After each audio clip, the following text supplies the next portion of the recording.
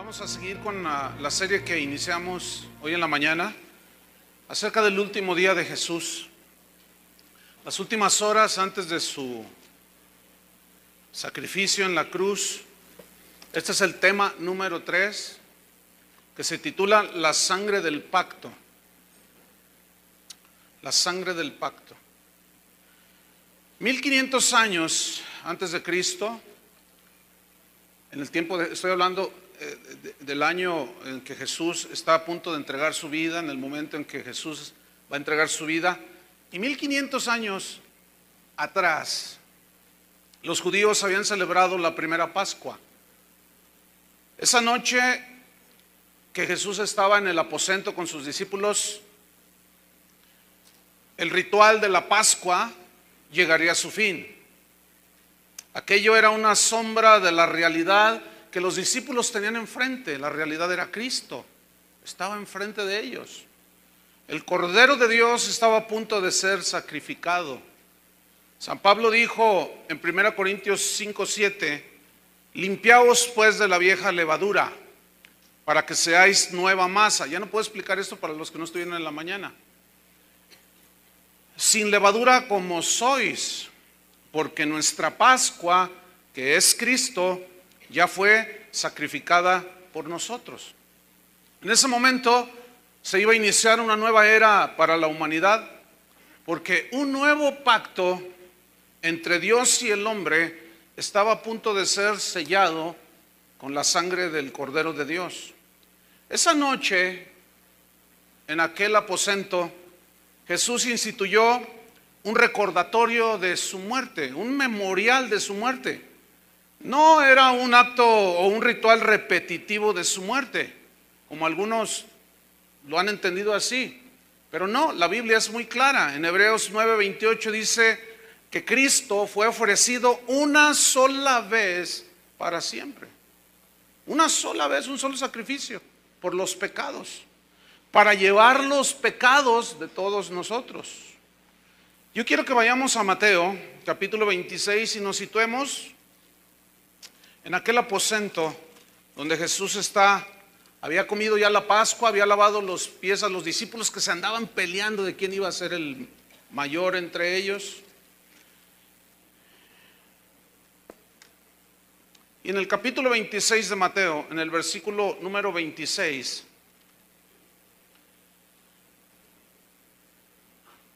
después de que él había declarado quién lo iba a traicionar, dice: y mientras comían, esto es el Cordero de la Pascua, tomó Jesús pan y bendijo y lo partió. Ese partir el pan estaba él simbolizando el quebrantamiento de su cuerpo. ¿Cómo él iba a ser partido en muchos pedazos, literalmente? Y dice, tomó el pan Jesús, lo bendijo y lo partió y dio a sus discípulos. En ese momento Judas ya no estaba, ya se había salido. Eso nos habla de que la comunión, la cena del Señor o la mesa del Señor, la Santa Cena, solo participan los que son hijos de Dios. Entonces dice en el versículo 26, y les dijo, tomad, comed, esto es mi cuerpo. Es evidente que ese pan que estaba allí, cuando Jesús se los presenta, lo parte y les dice, toma, coman, es evidente que ese pan era un símbolo de su cuerpo.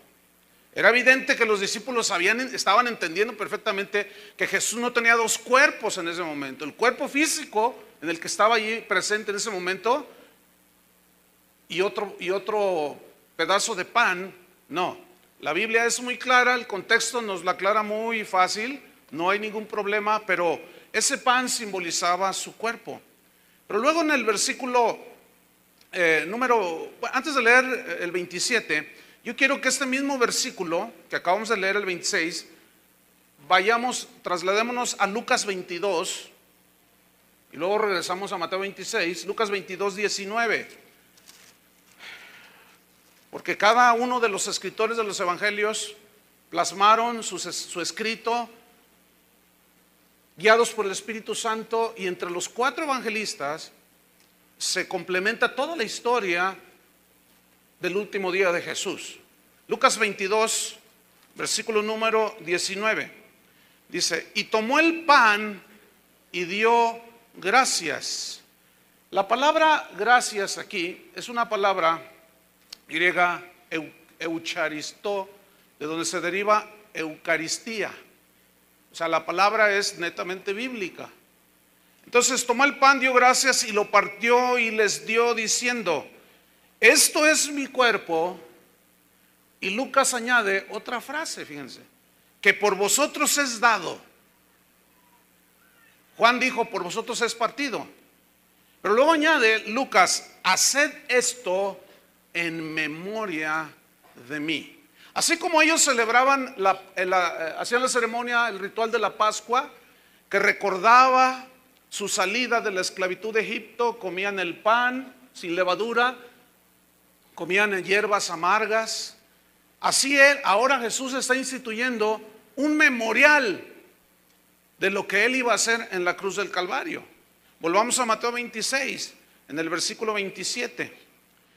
Y tomando la copa y habiendo dado gracias, otra vez, eucharisteo es la palabra exacta en el griego, dando gracias y habiendo dado gracias, les dio diciendo: bebed de ella todos. Versículo 28, porque esto, y nota cómo lo pone en neutro, esto es mi sangre. Era obvio que él no se había sacado sangre en ese momento, ni nada por el estilo. Entonces, era obvio que ellos estaban entendiendo que aquel vino que estaba en aquella copa estaba simbolizando, Jesús estaba dejando establecido que simbolizaría su cuerpo. Y en ese memorial, en ese recordatorio, ya no de la Pascua judía, sino de la Pascua que es Cristo, el Cordero de Dios sacrificado por nosotros. Cuando nosotros celebramos la cena del Señor, estamos haciendo un memorial de lo que Él hizo. Entonces dice: porque esto es mi sangre del nuevo pacto. Esto es mi sangre del nuevo pacto, que por muchos es derramada para remisión de los pecados. Cuando los discípulos escucharon la frase bebed mi sangre, seguramente se confundieron. Seguramente en su mente cruzaron pensamientos que, ¿qué nos está diciendo Jesús?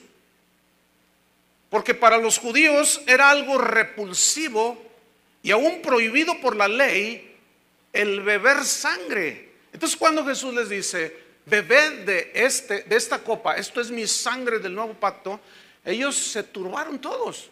En Levítico capítulo 17, en el versículo número 14 dice así: porque la vida de toda carne es su sangre. Por tanto, he dicho a los hijos de Israel: no comeréis la sangre de ninguna carne, porque la vida de toda carne es su sangre. Cualquiera que la comiere será cortado. Entonces, los discípulos, era obvio que había un conflicto allí en su mente, en su entendimiento, porque nos está dando a beber su sangre, pero a la vez sabían que era vino. En el capítulo 6 de Juan, ellos habían tenido un discurso largo de Jesús, cuando les habló diciendo: yo soy el pan de vida. Moisés no les dio el verdadero pan de vida, pero vuestro Padre les da el verdadero pan del cielo. Yo soy el pan del cielo. El que no coma mi carne y beba mi sangre no puede ser mi discípulo. Entonces se espantaron la gente del tiempo de Jesús. Los que lo estaban escuchando se asustaron. ¿Cómo nos da a beber su sangre, que para nosotros, si la sangre de un animal, menos sangre humana? Pero Jesús dijo: las palabras que yo les he hablado son espíritu y son vida. Entonces estaba hablando obviamente en un sentido totalmente simbólico. Pero aquellos que lo escucharon, cuando les dijo: el que no coma mi carne y beba mi sangre, dijeron: uy, pues dura es esta palabra. Entonces ellos no aguantaron el mensaje de Jesús. Lo que Jesús les estaba diciendo: si no participan, si ustedes no creen que en mi sacrificio, que mi cuerpo será quebrantado, partido como Él partió el pan, y mi sangre derramada, no pueden participar de la salvación. Entonces los discípulos en aquella cena, estamos ubicados en aquel aposento. Volvamos a Mateo 26. Entonces estas palabras confundieron a los discípulos. Cuando Jesús dijo, esto es mi sangre del nuevo pacto, cuando ellos escucharon la palabra pacto, ellos eran el pueblo del pacto. Esa palabra para los discípulos no era nada extraña. Para nosotros que somos gentiles o no judíos, la palabra pacto no tiene mucho sentido. Pero ¿qué es un pacto? Un pacto es un compromiso entre una o dos partes. Es un compromiso mutuo, ¿sí? Que obliga a una serie de responsabilidades mutuas. Lo tuyo es mío, lo mío es tuyo, yo soy tuyo, te pertenezco, tú me perteneces. Es un pacto, es como el matrimonio, es un pacto. Entonces cuando ellos escucharon sangre, beber sangre, y luego del nuevo pacto, los discípulos estaban presenciando en vivo, delante del Creador del universo, una de las revelaciones más extraordinarias del Nuevo Testamento. A este tipo de revelaciones son las que Pablo dijo, cosas que ojo no vio, ni oído oyó, ni siquiera han subido en el corazón del hombre, son las que Dios tiene preparadas para los que le aman. Estas son las cosas que ojo no vio, ni oído oyó. No todos tienen la misericordia o la gracia de Dios para entender la profundidad de lo que los discípulos estaban viviendo en ese momento. Los pactos eran muy conocidos por los discípulos. Ellos sabían que un pacto se sellaba con sangre. Cuando Adán y Eva pecaron y se cubrieron con hojas de higuera, el Señor dijo no. Entonces dice que los cubrió con pieles de animales, lo cual allí ya está implicando que Dios tuvo que sacrificar animales inocentes y derramar sangre. Ya desde ahí con Adán y Eva, ya Dios estaba hablando de Cristo el Cordero de Dios. Posteriormente viene el tiempo de Noé y Dios le dice que va a destruir a los seres vivos por medio de diluvio. Se salvan solamente 8 personas en aquella arca. Y cuando Noé sale del arca, lo primero que hace es ofrecer un sacrificio al Señor. Es decir, derramó sangre. E hizo Dios un pacto con Noé y fue sellado con sangre. Entonces todos los pactos se sellaban con sangre de animales inocentes. Pero esos animalitos hablaban y apuntaban hacia aquello que Juan el Bautista había dicho cuando lo vio descender al río Jordán. He aquí el Cordero de Dios que quita el pecado del mundo. Después encontramos a Abraham haciendo un pacto Dios con este Abraham. Y el pacto que hizo también fue sellado con sangre. Abraham hizo un sacrificio y lo cortó en pedazos y caminó en medio del sacrificio.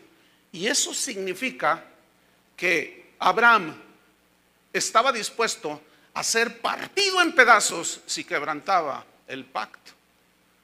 Todo eso tiene una profundidad. En alguna ocasión estudiaremos alguna serie sobre los pactos.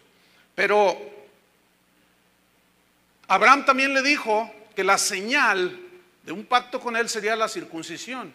Y Abraham, siendo de 90 años, o 99, ya ni recuerdo, él se circuncidó y se selló el pacto una vez más con sangre. Entonces pasa el tiempo y llega el tiempo de Moisés. Fue a él al que le dijo: celebrarás la Pascua, que significa pasar por encima, ir de salida. Y esto era un recordatorio que ellos debían hacer una vez al año al salir de la esclavitud de Egipto. Y esa Pascua entonces se había celebrado 1500 años. Habían transcurrido cuando Jesús está allí con sus discípulos. Y en ese momento Él establece y ratifica un nuevo pacto. Entonces el derramamiento de sangre era vital y necesario para ratificar un pacto.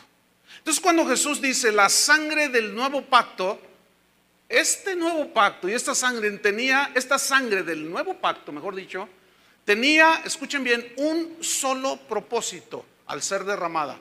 El único, pon mucha atención, esto es muy importante, el único propósito que tenía la sangre de Cristo derramada en la cruz era con propósitos de expiación, es decir, de remisión, de rescate, de pagar por el pecado de todos nosotros. Esa es la única enseñanza que encontramos en las Escrituras.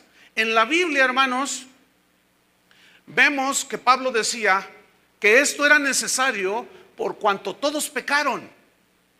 Y como la sangre de los animales no borraba los pecados, nada más cubría los pecados, porque esa sangre era imperfecta. Pero la sangre de Cristo, que era perfecta, es decir, sin contaminación de pecado, esa era la única que podía borrar los pecados. Por eso la importancia de ser lavados con la sangre de Cristo. Ahora bien, en la Biblia no encontramos, pongan mucha atención, otro propósito y significado de la sangre de Cristo, repito, que borrar nuestros pecados. Hay muchos conceptos cerrados sobre la sangre de Cristo. Yo he escuchado a muchos cristianos que invocan la sangre de Cristo para protección. Otros invocan la sangre de Cristo para bendecir cosas, para bendecir negocios inclusive. Otros para reprender demonios, y la sangre de Cristo te reprenda, dicen. Pero escúcheme bien, estos conceptos no son bíblicos. Y tal vez aquí algunos van a batallar un poco, pero lo vamos a demostrar con las Escrituras. Estos conceptos no son bíblicos, más bien son supersticiones metidas en el cristiano, en el cristianismo, mejor dicho, que se han metido de alguna manera como algo mágico. Pero invocar la sangre de Cristo para hacer ese tipo de cosas no tiene sustento bíblico. Yo sé que algunos estarán pensando, oiga pastor, ¿y qué con Apocalipsis capítulo 12? Bueno, vamos a verlo. Es importante aclarar esto. Apocalipsis capítulo 12. No hay un solo caso en la Biblia que los apóstoles, no hay un caso en la historia de la iglesia en los primeros 300 años, que ninguno de los padres de la iglesia ni de los cristianos de los primeros 300 años invocaran la sangre de Cristo como hoy se hace en la vida de muchos cristianos. Apocalipsis capítulo 12, versículo 10. Dice así: entonces oí una gran voz en el cielo que decía: ahora ha venido la salvación, el poder y el reino de nuestro Dios y la autoridad de su Cristo, porque ha sido lanzado fuera el acusador de nuestros hermanos. ¿Quién es el acusador de nuestros hermanos? ¿Quién es el que nos acusa delante de Dios? Satanás. ¿Vamos bien? Ok, ha sido echado fuera el acusador de nuestros hermanos, el que los acusaba delante de nuestro Dios día y noche. Pero escuche el versículo 11. Y ellos, o sea, los que han sido lavados por la sangre del Cordero, le han vencido, ¿a quién? A Satanás, por medio de la sangre del Cordero y de la palabra del testimonio de ellos, y menospreciaron sus vidas hasta la muerte. Esa frase, le han vencido por medio de la sangre del Cordero, significa por medio del sacrificio de Cristo. Aquí no se está haciendo una invocación o una enseñanza a que se invoque la sangre de Cristo para pedir protección. Y fíjense que eso se toma de cuando Dios le dijo a Moisés que pusiera la sangre del Cordero en los marcos de las puertas. Pero eso era obviamente un simbolismo de salvación, de que el ángel de la muerte no iba a tocarlos. Como ahora nosotros, los que hemos sido lavados en la sangre del Cordero, Satanás no puede hacer nada en contra de nosotros, porque estamos seguros en las manos del Señor. Su sangre nos ha dado perdón de pecados. Somos una nueva criatura. Todas las acusaciones que Satanás haga contra nosotros no tienen efectividad, porque Jesús intercede por nosotros. Está entre nosotros y el Padre intercediendo por los que hemos sido herederos de la salvación. Entonces, fíjese, no tiene sustento bíblico eso. El único efecto que tiene la sangre de Cristo es borrar pecados, limpiar el pecado. Cualquier otro uso o aplicación no tiene base bíblica, hermanos. Ahorita no nos faltaría tiempo para dar toda la enseñanza y buscar y darnos cuenta de que no existe ninguna enseñanza acerca de la invocación a la sangre de Cristo. Por lo tanto, este tipo de invocaciones carecen de efectividad y se cae en la superstición. ¿Qué es la superstición? Es una creencia extraña a la fe cristiana, en este caso. Es una definición del diccionario. Es una creencia desmedida. Superstición es dar un valor excesivo a algo. Mire, hace unos meses me mandaron un correo y no sé quién, y aquí lo tengo, y lo imprimí y vea de lo que se trata. Dice: clamando la sangre de Cristo y atando al enemigo. Entonces yo guardé el correo allí y cuando estaba estudiando eso me acordé. Se lo voy a leer, nada más una parte. Ponga mucha atención. Dice: Padre Dios, yo clamo la sangre de Jesús sobre mi vida, mi familia, todos mis familiares y mis amistades y sus familias, en las familias de la Iglesia de Cristo y sus familias, por los residentes de esta ciudad, por los empleados y los empleadores, estudiantes y aquellos que viajan fuera y dentro de la ciudad. Clamo la sangre de Jesús sobre cada pastor, apóstol, profeta, evangelista y maestro de esta nación, sus familias, iglesias, ministerios y negocios. Y sobre todo el entero cuerpo de Cristo, sus familias, casas, negocios y posesiones, en el nombre de Jesús. Satanás, en el nombre de Jesús yo te ato. Y todo principado y poder de las tinieblas, todo habitante espiritual de maldad en lugares celestes, todo espíritu malo, espíritu del demonio y todo espíritu que no sea de Dios que ha estado operando en contra de nosotros. Yo invoco la sangre de Cristo. Yo cancelo todo maleficio, molestación, irritación, encanto, mal de ojo, trabajo de hechicería, adivinación, magia negra, física, control mental, nueva era, brujería, envidia. Es pura brujería eso, hermanos. No hay indicio en las escrituras de semejante cosa. No existe. Jesús dijo: todo lo que pidiereis al Padre en mi nombre, yo lo haré. Es más, ni siquiera dijo que oráramos al Espíritu Santo. Sin embargo, muchas enseñanzas extrabíblicas han entrado al cristianismo. Volvamos a Mateo capítulo 26, versículo 28. Mateo 26, 28. Entonces estábamos allí en aquel aposento tomando la copa, dio gracias, les dio, diciendo: bebed de ella todos, porque esto es mi sangre del nuevo pacto.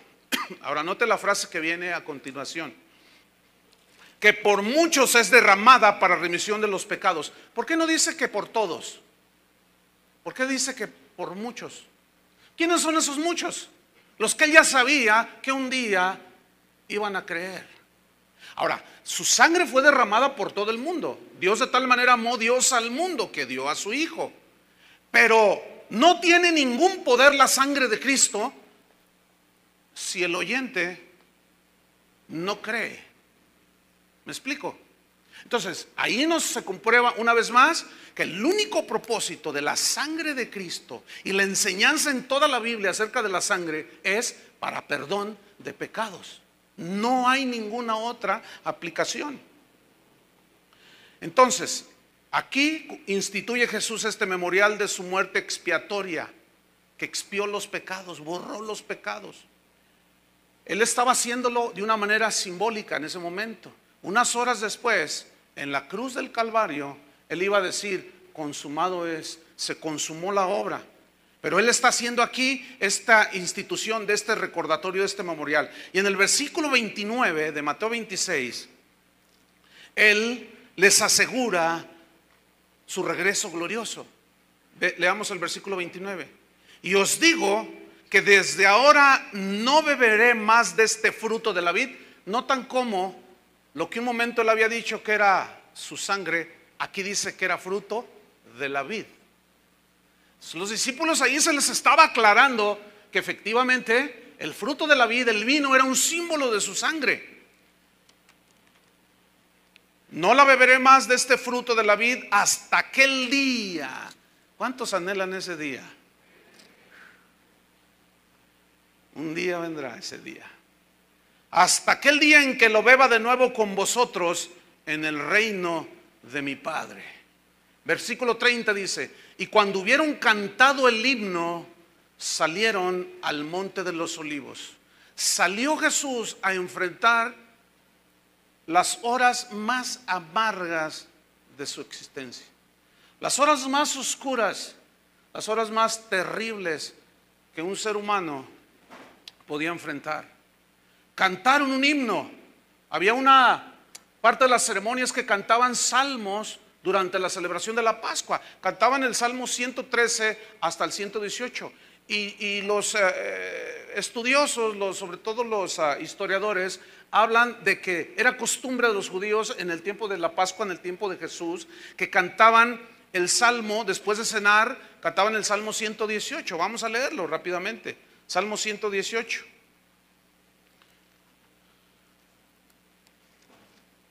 Entonces, antes de salir a Getsemaní, cantan el Salmo 118. Dice: alabad a Jehová, porque Él es bueno, porque para siempre es su misericordia. Diga ahora Israel, que para siempre es su misericordia. Diga ahora la casa de Aarón. La música, la melodía se perdió, no existen la música escrita. Pero esto era cantado. Que para siempre es su misericordia. Digan ahora los que temen a Jehová, que para siempre es su misericordia. Versículo 5. Desde la angustia invoqué a Jehová y me oyó el Señor, poniéndome en lugar espacioso. Jehová está conmigo, no temeré lo que me pueda hacer el hombre. Jehová está conmigo entre los que me ayudan. Por tanto yo veré mi deseo en los que me aborrecen. Mejor es confiar en Jehová que confiar en el hombre. Mejor es confiar en Jehová que confiar en príncipes. Todas las naciones me rodearon, mas en el nombre de Jehová yo las destruiré. Me rodearon y me asediaron, mas en el nombre de Jehová yo las destruiré.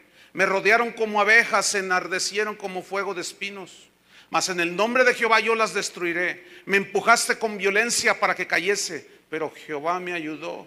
Mi fortaleza y mi cántico es el Señor, y Él me ha sido por salvación. Voz de júbilo y de salvación hay en las tiendas de los justos. La diestra de Jehová hace proezas, la diestra de Jehová es sublime, la diestra de Jehová hace valentías. No moriré, sino que viviré. Acuérdense que esto lo está cantando Jesús, antes de irse al huerto. Y contaré las obras del Señor. Me castigó gravemente Jehová, mas no me entregó a la muerte. Abridme las puertas de la justicia, entraré por ellas. Alabaré a Jehová. Esta es la puerta de Jehová, por ella entrarán los justos. Te alabaré porque me has oído y me fuiste por salvación. La piedra que desecharon los edificadores ha venido a ser cabeza del ángulo. ¿Quién era la piedra de ese edificio? Jesús. De parte de Jehová es esto, y es cosa maravillosa a nuestros ojos. Este es el día que hizo Jehová. Nos gozaremos y alegraremos en él. Quiero que noten cómo habla de los momentos amargos y los momentos de alegría que ya expliqué en la mañana. Oh Jehová, sálvanos ahora, te ruego, oh Jehová, que nos hagas prosperar ahora. Bendito el que viene en el nombre de Jehová. Desde la casa de Jehová os bendecimos. Jehová es Dios y nos ha dado luz. Atad víctimas con cuerdas a los cuernos del altar. Mi Dios eres tú y te alabaré, Dios mío, te exaltaré. Alabad a Jehová porque Él es bueno, porque para siempre su misericordia. Fue después de cantar este salmo, hermanos, que antes de partir hacia el huerto de Getsemaní, Jesús oró una oración que solamente aparece en el Evangelio de San Juan, y es el capítulo 17, que solamente él lo registra. Vamos a verlo. Juan capítulo 17. Una oración maravillosa, una oración poderosa que salieron de los labios de Jesús horas antes de ser martirizado. Juan capítulo 17. Yo les expliqué en la mañana que los escritores de los evangelios, cada uno escribió partes que otros no escribieron, pero guiados por el Espíritu Santo. Entonces, cuando nosotros tomamos lo que escribió Mateo, Lucas, Marcos y Juan, y los tratamos yo me tardé bastante en poder ligarlos, ¿sí? ¿Cuál era la cronología? Entonces, ellos cantan el himno, van antes de salir hacia Getsemaní, es cuando él hace esta oración de Juan 17. Vamos a estudiarla. Estas cosas habló Jesús y levantando los ojos al cielo dijo: Padre, la hora ha llegado. Múltiples veces Jesús había dicho, pero su hora no había llegado. Su hora no había llegado. Pero en ese momento dijo: Padre, la hora ha llegado. Glorifica a tu Hijo para que también tu Hijo te glorifique a ti. Como le has dado potestad sobre toda carne, para que dé vida eterna a los que les diste. Yo quiero enfatizar esta frase: vida eterna. Y esta es la vida eterna, que te conozcan a ti. Ahora, esta palabra vida es una palabra griega, zoe, con Z. Y zoe significa vida en sentido absoluto. Vida como la misma clase de vida que Dios tiene. Pregunto, ¿Dios se muere? Por eso es vida eterna. Yo siento tanto cuando alguien dice, el otro día recibí un correo que decía: pastor, usted dijo que la salvación no se perdía, pero sí se pierde. Bueno, pues yo le digo a ese amigo, pues cuídela. Le hace falta conocimiento de las Escrituras. No puede ser posible que si el Señor Jesús dice que nos da vida eterna, alguien se atreva a decir, pero la puedo perder. Entonces ya no es vida eterna, sería vida temporal. Y la palabra que usa aquí Juan es zoe. Esa es la vida eterna, que te conozcan a ti, Padre. Y ese conocimiento del Dios el Padre vino a través de ¿quién? De Jesucristo. Que te conozcan a ti y a Jesucristo, a quien has enviado. Sigo leyendo. Esta es la vida eterna, que te conozcan a ti, el único Dios verdadero, y a Jesucristo. Se pone a la par que el Padre, a quien has enviado. Versículo 4. Yo te he glorificado en la tierra, te he honrado en la tierra. Eso significa. Y luego añade: he acabado la obra que me diste que hiciese. Bueno, en ese momento todavía no moría en la cruz, pero no había nada absolutamente que se interpusiera para que Cristo no muriera en la cruz. En un plan soberano que expliqué en la mañana, de cómo aún en el sacrificio de Cristo la soberanía de Dios se manifestó de una manera maravillosa, con un control absoluto de todas las circunstancias. Entonces él habla de esta manera, aunque todavía no moría en la cruz, pero él está diciendo: nada se podrá interponer. Pedro una vez le dijo a Jesús y lo reprendió, lo regañó: que esto no te acontezca. Y Jesús le dijo: quítate delante de mí, Satanás, porque no pones tu mira en las cosas de arriba del cielo, sino en las cosas terrenales. Entonces dice: he acabado la obra que me diste que hiciese. Versículo 5. Ahora pues, Padre, glorifícame al lado tuyo con aquella gloria que tuve contigo antes que el mundo fuese.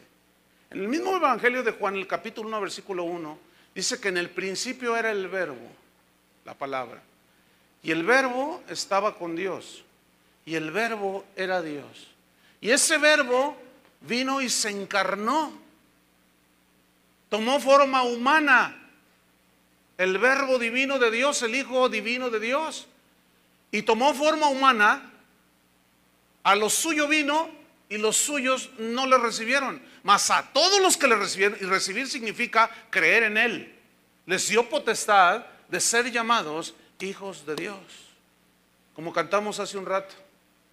Qué tremendo. Glorifícame con esa gloria que tuve contigo antes que el mundo fuese. Versículo 6. He manifestado tu nombre a los hombres. Esta palabra, este vocablo manifestado significa mostrar. Entonces se lee así: he mostrado tu nombre a los hombres que del mundo me diste. Es decir, yo les he mostrado, les he revelado tu nombre. Les he enseñado quién es el Padre. Una vez uno de sus discípulos le dijo: Señor, el discípulo Tomás, Señor, pues muéstranos al Padre y nos basta. Y Jesús dijo: el que me ha visto a mí, ha visto al Padre. Bueno, muéstranos el camino. Yo soy el camino. No dijo los caminos, dijo el camino, la verdad, en unas expresiones absolutas. El camino, no un camino. La verdad, no una verdad. Y la vida, Zoe, que esa es la vida que vino a regalarnos. Vida, la misma clase de vida que Dios tiene, vida eterna. Entonces dice: he manifestado tu nombre a los hombres del mundo que del mundo me diste. Tuyos eran, Padre, y me los diste, y han guardado tu palabra. Esta palabra guardado significa conservado. Ellos han conservado, habían pasado ya 3 años. Y él estaba en ese momento solamente ante 11 de los 12 que tenía. Eran muy poquitos. Ya explicamos que en el capítulo 6 de Juan, muchos de los que decían sus discípulos no recibieron la palabra y ya no andaban con Jesús. No conservaron la palabra. Los discípulos, después de 3 años, estaban ahí los que habían nacido de Dios, los que habían nacido de nuevo, los que se les había dado la potestad de ser llamados sus hijos. Estaban ahí, habían conservado la palabra de Dios, la habían observado, la habían guardado. A la iglesia de Filadelfia Jesús dijo: por cuanto has guardado mi palabra y no has negado mi nombre. Eso es todo. Guardar su palabra, conservar su palabra, porque el cielo y la tierra pasarán, pero su palabra no pasará. Y como vamos a ver más adelante, que lo enfaticé en la mañana, hay muchas expresiones de Jesús reiteradas cuando dice: era necesario que la escritura se cumpliese.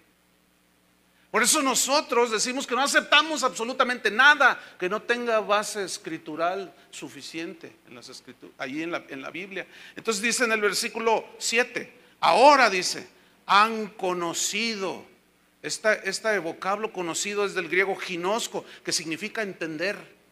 Entonces se lee así: ahora estos 11 que le quedaban ahí han entendido. Yo le pregunto: ¿usted ha entendido? Han entendido que todas las cosas que me has dado proceden de ti.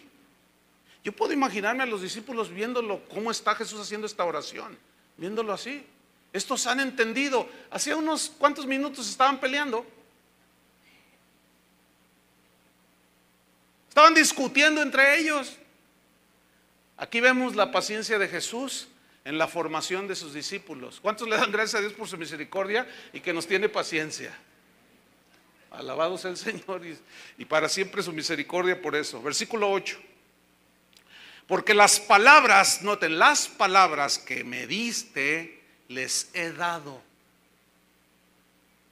O sea, Jesús no traía su propio mensaje, sino las palabras que le dijo el Padre que enseñara, la doctrina que el Padre le dijo que dejara establecida aquí en la tierra. Esas palabras, dice, yo les he dado, y ellos las recibieron. Estoy en el versículo 8. Significa las aceptaron, las creyeron, y han conocido, o sea, han entendido verdaderamente, con toda seguridad, que salí de ti. No hay duda. Los discípulos en ese momento, Jesús ya está diciendo: estos han conocido, han entendido que verdaderamente salí de ti, y han creído que tú me enviaste. Versículo 9: yo ruego por ellos, o sea, yo pido por ellos, no ruego por el mundo, no, sino por los que me diste, porque tuyos son. Versículo 10: y todo lo mío es tuyo, y lo tuyo mío. Ahí estaba el pacto, el compromiso que el Padre hizo con el Hijo y el Hijo con el Padre. ¿Y cuál era el botín, por decirlo así? Nosotros. ¿Cuál era la ganancia de Jesús? Nosotros. Y he sido glorificado en ellos, es decir, he sido honrado en ellos. Versículo 11. Y ya no estoy en el mundo, mas estos están en el mundo. Es decir, yo dentro de poco ya no voy a estar en este mundo. Me tengo que ir. Mas estos están en el mundo. ¿En dónde estamos ahorita? En el mundo. Pero no somos del mundo, hermanos. Pero sigue diciendo, y yo voy a ti, Padre Santo. Yo voy a ti, Padre Santo, a los que me has dado, guárdalos en tu nombre. Escuchen bien, esa oración es maravillosa. Porque la palabra guárdalos en tu nombre es cuídalos. Fíjate la oración de Jesús a favor de sus discípulos, de los suyos. ¿Tú crees que Satanás va a venir y nos va a arrebatar de su mano? Estamos seguros en Cristo, seguros en Dios. Entonces dice, a los que me has dado, guárdalos en tu nombre, cuídalos en tu nombre, para que sean uno, así como nosotros. Para que sean uno. ¿En qué consiste esa unidad? ¿Será que el Señor está hablando del ecumenismo? ¿Será que Jesús está hablando de la unión de todas las religiones?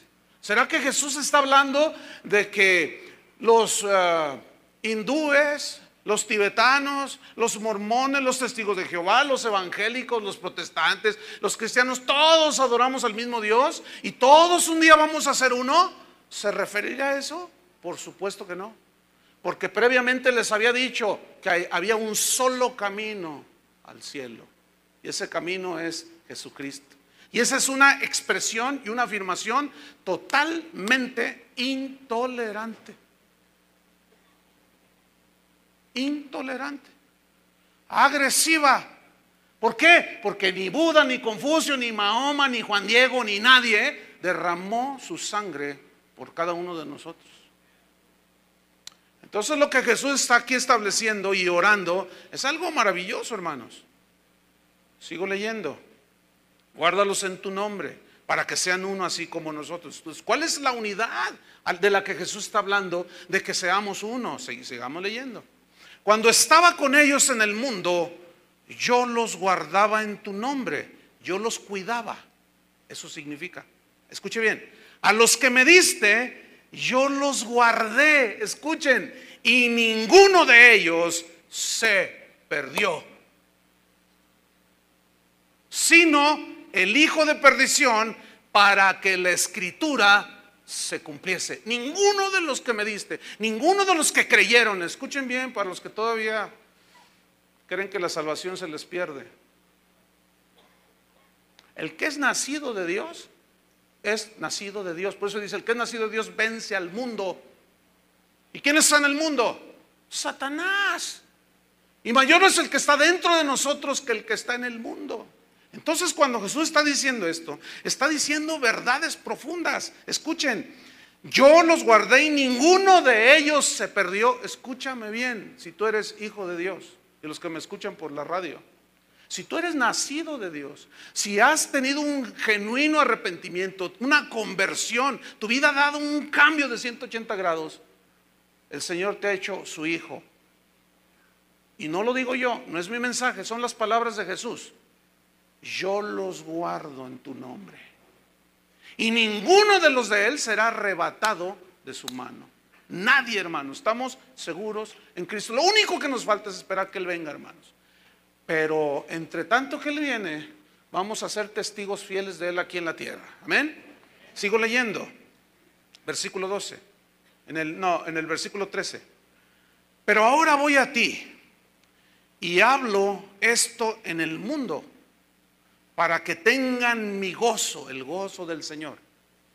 ¿Se acuerdan que este pasaje fue después de que instituye la celebración de la última cena? Bien, cuando él dice, hablo esto en el mundo para que tengan mi gozo cumplido en sí mismos, es decir, un gozo total, aquella copa, aquel vino que simbolizaba el gozo, en ese momento él dice, va a haber un gozo total y completo en las vidas de aquellos que son mis discípulos, los que han creído en mí. A lo que se refirió Jesús es a lo siguiente. que a pesar de que estamos en el mundo y que tenemos aflicciones, tenemos un gozo por dentro. Tenemos un gozo inexplicable. No sé cuántos de ustedes tienen ese gozo inexplicable. No sé cuántos de ustedes experimentan esto que Jesús está diciendo aquí, para que mi gozo sea total. Es decir, que el verdadero hijo de Dios no le interesa el vituperio. Siempre está agarrado de Jesús. Aparte de que está agarrado de Jesús, el Señor nunca lo suelta. Y puede tener pruebas como Pedro la tuvo, que después el día de mañana vamos a hablar un poco de eso también. Pero sigamos leyendo. Versículo número 14. Vean este texto. Yo les he dado tu palabra y el mundo les aborreció. Yo les he dado tu palabra. Esa frase me gusta mucho, pero a la vez me confronta en demasía. ¿Por qué? Porque ¿cuántos pastores que somos cuidadores del rebaño, en aquel día, cuando le rindamos cuentas a Dios, imagínense, ahí está el Señor en el trono y la congregación, ustedes están ahí y yo me paro enfrente del Señor, ustedes están acá atrás, Jesús está así enfrente. Imagínate, ¿qué le voy a decir? Señor, yo les he dado tu palabra. ¿Cuántos de esos van a llevar una terrible desilusión? Que creyendo que les están dando la palabra, les están dando pura psicología humana, puras máximas de hombres sabiondos del mundo, puras definiciones de mercadotecnia, que no es palabra que produce vida eterna. Pero escúchenme los pastores que hay aquí, los pastores que escuchan. Pero en aquel día, ¿qué le vamos a decir a Jesús? Él dijo, Señor, yo vine no con mi mensaje, yo les he dado tu palabra y he aquí el resultado. Yo quiero ese día decir lo mismo, hermanos. Yo les he dado tu palabra. Por eso la convicción de la predicación del mensaje del evangelio, lo más acercado posible, es una convicción muy fuerte, hermanos, que tengo personalmente y los pastores en esta congregación tenemos también, de predicar la palabra de Dios, de darles la palabra de Dios, porque es la única que puede hacerlos nacer de nuevo, según la primera carta de Pedro, que fuimos renacidos por la palabra de Dios que vive para siempre. Yo les he dado tu palabra, pero ese darles la palabra produjo el lado amargo. Noten en el versículo 14, y el mundo los aborreció. El mundo los persiguió, significa aquí en el griego, el mundo los odió. Qué increíble, hermanos. Es increíble cómo el mundo, así como veremos el día de mañana, como cuando Pilato les dijo, ¿a quién quieren que les suelte? ¿A Barrabás o a Jesús? Y la gente gritó, a Barrabás, queremos a Barrabás. Es increíble que la gente siga decidiendo mal, siga escogiendo mal. Y hoy el reconocimiento es en una medida muy grande hacia los falsos profetas, hermano, que maravillan a las personas con grandes milagros y grandes señales. Recibí un correo de alguien que me preguntaba y me puso allí, mira, ve este video, y yo ya había visto ese video de que les cayó polvo de oro del cielo. Entonces estaban todos ahí, todos tiznados de oro, todos endorados allí, parecían becerros de oro. Entonces la persona que me estaba mandando ese correo dice, yo no creo eso, pastor. No es de esta congregación, no sé ni quién sea, pero me estaba haciendo unas preguntas. Dice, yo no creo eso porque eso no se ve en la Biblia. Entonces yo le respondí, efectivamente, eso no se ve en la Biblia. Ese tipo de cosas, fíjate, ¿tú crees que Dios está interesado en que se nos llene de polvo de oro las manos? Lo he dicho muchas veces. Por supuesto que no. Pero entonces esta persona me dice, es que la hermana que me dice que en su iglesia caen kilos de oro, Me dice que eso se refería a Pablo cuando dijo cosas que ojo no vio. Miren, si para interpretar la Biblia como Satanás se las gastan, pero sí, muy bien. Para torcer las escrituras, esas serán las cosas que dijo Pablo, cosas que ojo no vio. Esto, oro. Pues miren, yo tengo 30 años con esta argolla de oro. Yo ya conozco el oro. Y otra vez el diablo engañando, tratando de seducir a los hijos de Dios. Podemos tropezarnos, podemos desviarnos, pero si somos hijos de Dios, tarde o temprano el Señor enderezará nuestros caminos, hermano. Porque nada, por el que fuere, aunque fuere, por más torpe que sea, dijo el profeta, y andar en este camino no se perderá. Así que la tenemos segura, hermanos. Sin embargo, esto no justifica que cualquiera venga y nos engañe. No, hermanos. Sigamos leyendo. Yo les he dado tu palabra y viene el momento amargo y el mundo los aborreció, los persiguió porque no son del mundo. Estamos en el mundo, pero no somos del mundo. ¿Qué significa? Que ya no participamos en lo que participa el mundo. ¿Cómo me aflige, hermanos? Los correos, sobre todo, son correos de gente que me pregunta cosas tan, que yo digo, ay Dios. Nada más que, bueno, yo le digo, Señor, pues ayúdame. Y bueno, creo que también me ayuda a mí para formarme paciencia, ¿no? Porque a veces me desespero y digo, no es posible tanta ignorancia. Me preguntan cosas tan obvias como, pastor, ¿usted cree que si yo me caso con una que ni siquiera cree en Dios, Dios va a bendecir mi matrimonio? Ay, por el amor de Dios. Me desespera. De veras que me desespero. Yo digo, mira, a veces yo soy a lo mejor un poco agresivo y les contesto, oye, ¿eres nacido de nuevo? Una vez uno me preguntó, pastor, yo tengo mi novia y fornico con ella, ¿qué tan malo es delante de Dios? Hasta me hace sudar las manos, un sudor frío. Porque yo digo, ¿qué les está enseñando? ¿Qué les están enseñando esas ovejas? ¿Les estarán dando la palabra de Dios? Dice, es que yo fui con el pastor y me dijo, no, tu hermano, gloria a Dios, Dios es bueno. ¿Qué tan malo es? Yo le contesté, tan malo es que si tú sigues vas derechito al infierno. Así de malo es. Entonces es una serie de cuestionamientos y de preguntas. Ayer entró un correo que decía, nomás no vaya a decir que Cristo resucitó el domingo porque no resucitó el domingo. Está como con lo de Navidad, que no fue el 25, que el 24. Entonces yo una vez dije, bueno, haya sido el 24, el 25, en marzo, en abril, ¿qué importa? Lo que importa es que nació. Y un pastor así muy, no sé, me escribe un correo y me dice, pastor, usted está engañando a sus ovejas. Es muy importante que les diga la fecha exacta. Ay, sí, la fecha es la que los va a salvar, hermanos. Y una de tonterías que nos perdemos como los fariseos a veces, que colamos el mosquito y nos tragamos el camello. Y nos fijamos en las fechas, nos fijamos en las cosas, que si salió bien esto, que si salió en los rituales y ese tipo de cosas. Y el Señor vino a quitar todo eso, hermanos.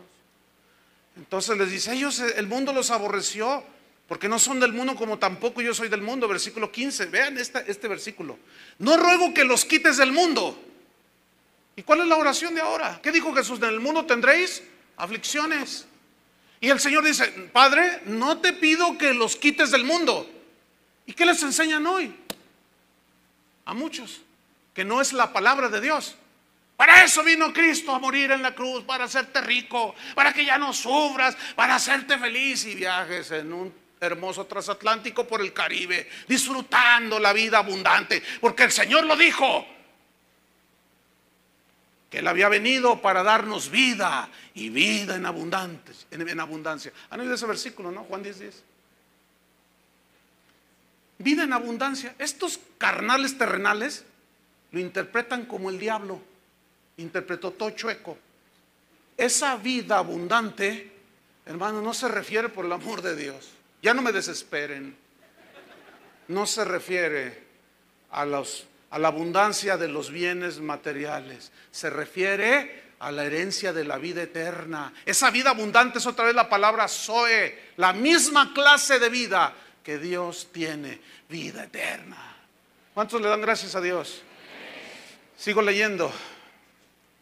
No ruego que los quites del mundo, sino que los guardes del mal.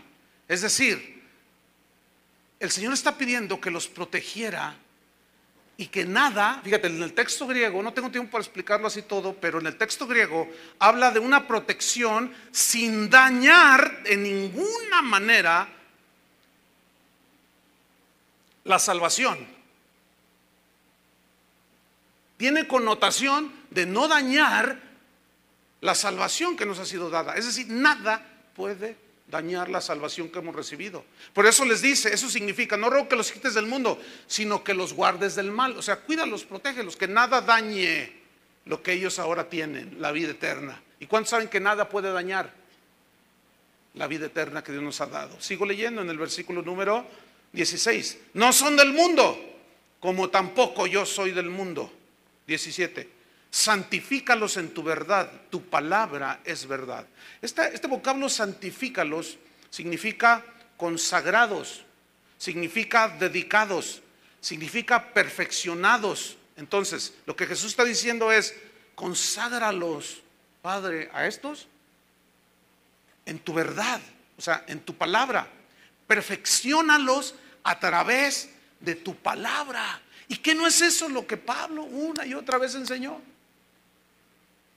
Acerca del perfeccionamiento por medio del conocimiento de nuestro Señor Jesucristo, hasta que lleguemos a la unidad de la fe, del conocimiento del Hijo de Dios. Otra vez la unidad. Ahí está en suspenso. ¿A qué unidad se refería Jesús? Ahorita lo vamos a ver.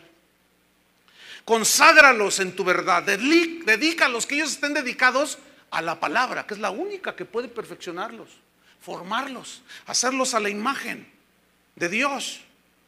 Predicar la verdad, santifícalos en tu verdad, tu palabra es la verdad, su palabra. A ver, ¿dónde está su Biblia? ¿Cuál es su verdad? Su palabra. Pero hermanos, con interpretación lo más correcto que se pueda. No podemos sacar versículos del contexto así nada más porque sí, de una manera arbitraria. No. Versículo 18. Como tú me enviaste al mundo, así yo los he enviado al mundo. Porque Él ya se iba y ahora Él nos envía. En Hechos capítulo 1 versículo 8 dijo, me seréis testigos. Y ese vocablo, testigos, viene de la palabra griega martureo, que significa mártires. O sea, Jesús dio su vida, Él ya se iba, nos dio vida eterna. Y Él había dicho, no teman a los que matan el cuerpo, porque el alma no pueden matar. Más bien tengan temor de Dios. Él es el que puede echarlos al infierno. Que su temor sea no el temor al hombre, sino el temor a Dios.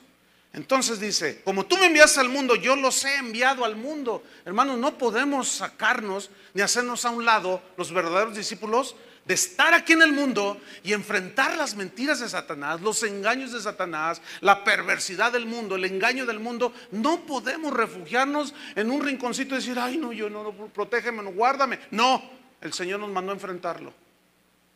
Y la confrontación más fuerte con el mundo es cuando tú predicas la palabra de Dios. Te van a vituperar, te van a decir.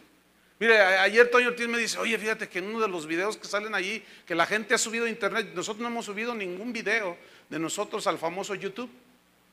Nadie de aquí ha hecho eso, la gente lo sube.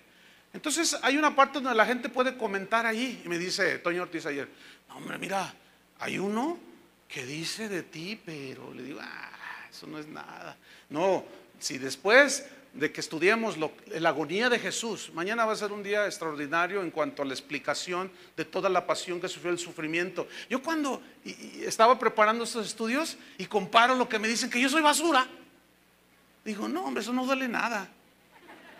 Y lo comparo con Jesús y que me dicen que soy un quién sabe qué, que el Mesías de Guadalajara, que el loco quién sabe qué, que el exagerado. Yo me río de eso, hermanos, por el amor de Dios. Veo lo que Jesús hizo por mí y luego veo lo que dice el YouTube. No, hombre, hermano, ni cosquillas me hacen. Pueden decir lo que les dé su barrabaseda gana, su gadarena gana. No van a lograr herir el corazón de este pastor. ¿Saben por qué? porque este pastor está cubierto con la sangre de Cristo, porque este pastor ha sido limpiado, lo mismo que ustedes.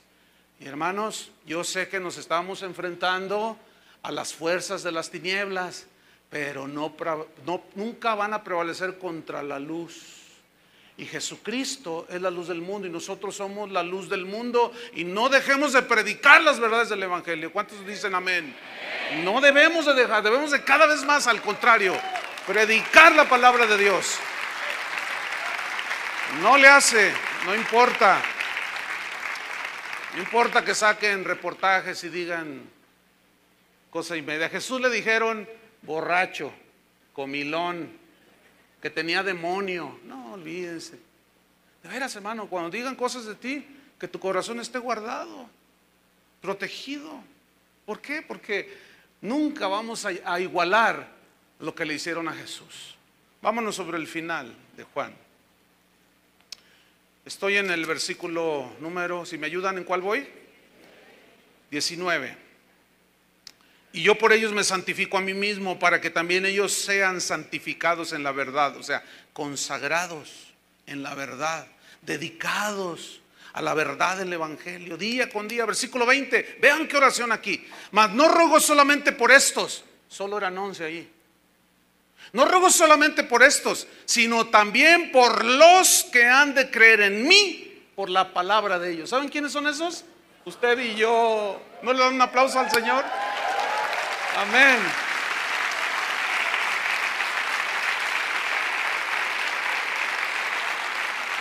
Ahora, quiero enfatizar algo. Esto lo dijo hace 2000 años. Escuchen bien, nadie puede obstaculizar el plan de Dios. Pablo decía, yo daré mi vida y me extiendo hacia la meta, y hablaba en estos términos y decía, todo lo hago por amor a los escogidos. ¿Quiénes son los escogidos? Los que Dios sabe que cuando un día se les presente el Evangelio van a creer. Bueno, pues por eso yo me quemo, por esos yo en lo individual me quemo las pestañas. Y hasta este ojo me está fallando, hermanos, de tanta lectura, de tanto leer, de tanto. Y hasta me tengo que operar este ojo. O sea, ya no veo así nubes.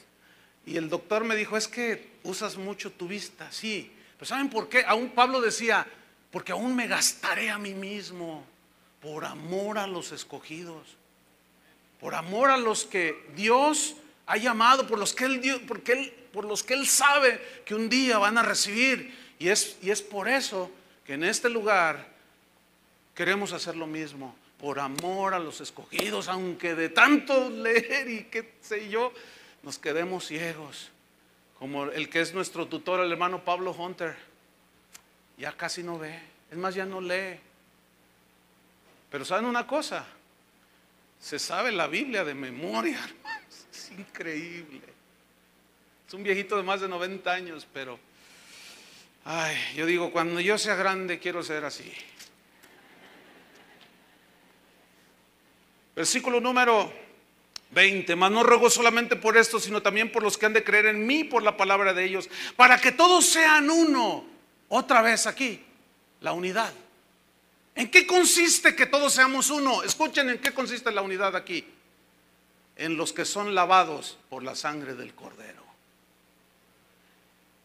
Que definitivamente habrá dentro de la iglesia presbiteriana, dentro de los metodistas, no todos los que dicen que van a la iglesia bautista, no todos son salvos. No todos los que dicen que van a la iglesia presbiteriana son salvos, lavados con la sangre de Cristo. No todos los que vienen a esta casa de oración son salvos. Entonces, ¿cuál es la verdadera unidad que el Señor está hablando? La verdadera unidad es, y tenemos aquellos que hemos sido lavados por la sangre del Cordero. Podemos tener diferencias en cosas que no son esenciales, pero si somos lavados con la sangre de Cristo, somos uno, como el Padre y el Hijo eran uno. Somos uno nosotros. No está hablando de la unión de todas las religiones. Esa es una blasfemia y esa es una herejía. La unidad de la que habla aquí Jesús es la de los que son lavados con la sangre de Cristo, santificados en la palabra de Dios y limpiados por la sangre del Cordero de Dios. para que todos sean uno como tú, oh Padre, en mí y yo en ti, que también ellos sean uno en nosotros, para que el mundo crea que tú me enviaste, es decir, unidos por la cruz. La gloria, versículo 22, que me diste, yo les he dado para que sean uno, así como nosotros somos uno, yo en ellos y tú en mí, para que sean perfectos en unidad. ¿Cuál es la perfecta unidad de un ser humano con el Padre? A través del sacrificio de Cristo. Esa es la perfecta unidad, para que el mundo conozca que tú me enviaste y que los has amado a ellos como también a mí me has amado. Padre, aquellos que me has dado, quiero que donde yo estoy, también ellos estén, para que vean mi gloria que me has dado. Porque me has amado desde antes de la fundación del mundo. Padre justo, el mundo no te ha conocido, pero yo te he conocido, y estos han conocido que tú me enviaste, han entendido que tú me enviaste, y les he dado a conocer tu nombre, y lo daré a conocer aún, para que el amor con que me has amado esté en ellos y yo en ellos. Esté en ellos y yo en ellos. Esa es la unidad. Cristo en nosotros, la esperanza de gloria. De modo que si alguno está en Cristo, nueva criatura es. Esa es la verdadera unidad. Esa es la unidad que habla aquí. Termino, hermanos. Después de esta oración, salieron del aposento rumbo a Getsemaní. Después de haber cantado el Salmo 118, salió Jesús para enfrentar las últimas horas de agonía antes de morir en la cruz. Hasta aquí vamos a dejar la enseñanza de hoy.